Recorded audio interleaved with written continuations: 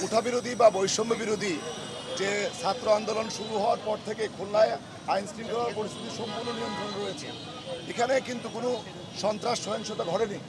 তো আমরা চাই যে এই অবস্থাটা অক্ষুণ্ণ থাকুক এবং ইতিমধ্যেই খুলনার ছাত্র সমাজের যারা বৈষম্য বা কোঠা বিরোধী আন্দোলনের একটা বড় অংশ গতকাল রাত্রে আপনাদের সামনেই তারা এই আন্দোলন খুলনা স্থগিত ঘোষণা করছে।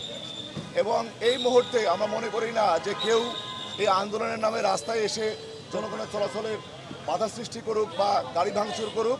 এই কারণে কিন্তু আমরা গোটা খুলনা মহানগরী জুড়ে পুলিশের মোতায়েন রেখেছি, যাতে করে জনগণ অবাধে চলাচল করতে পারে, ব্যবসা বাণিজ্য করতে পারে, যার যার পেশাজীবী তার কাজটা করতে পারে।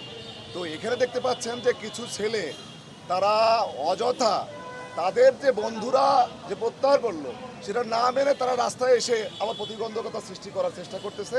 তো ওরা ওই আহসানুল্লাহ কলেজের ভিতরে আশ্রয় নিছে, ওরা ভিতরে থাকুক, আমাদের ওদের যতক্ষণ পর্যন্ত তারা নন ভায়োলেন্ট থাকবে ততক্ষণ পর্যন্ত আমাদের কোনো সে নাই। কিন্তু তারা যদি রাস্তায় এসে গাড়ি ঘোড়া ভাঙচুর করার চেষ্টা করে, প্রতিবন্ধকতা চেষ্টা করে, তাহলে দেশের প্রচলিত আইন অনুযায়ী তো আমাদের ব্যবস্থা নিতে হবে। তো আমরা অনুরোধ করব অভিভাবকবৃন্দুকে, সম্মানিত অভিভাবকবৃন্দু, আপনারা আপনাদের সন্তানদেরকে পড়ার টেবিলে রাখুন, বাড়িতে রাখুন। সরকার কিন্তু উঠা আন্দোলনের সকল বিষয় ইতিমধ্যেই সম্মানিত এবং মহামান্য হাইকোর্টের অ্যাপিলেট ডিভিশনের কর্তৃক প্রধান বিচারপতি কর্তৃক যে রায় আসছে, রায়ের আলোকে উঠা সংস্কার হয়ে গেছে এবং সরকার বলছেন যে যা কিছু ঘটছে সব কিছুর বিচার বিভাগীয় তদন্ত হবে।